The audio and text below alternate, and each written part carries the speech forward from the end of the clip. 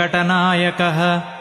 सर्वदेवैकशरणं सर्वदेवैकदैवतम्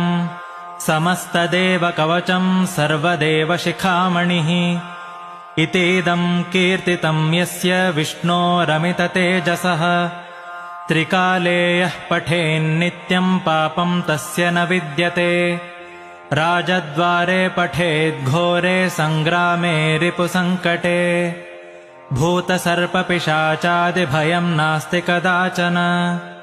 अपुत्रो लभते पुत्रान् निर्धनो धनवान् भवेत् रोगार्तो मुच्यते रोगात् बद्धो मुच्येत बन्धनात् यद्यदिष्टतमं लोके तत्तत् प्राप्नोत्यसंशयः ऐश्वर्यं राजसन्मानं भक्तिमुक्तिफलप्रदम् विष्णोर्लोकैकसोपानं सर्वदुःखैकनाशनम्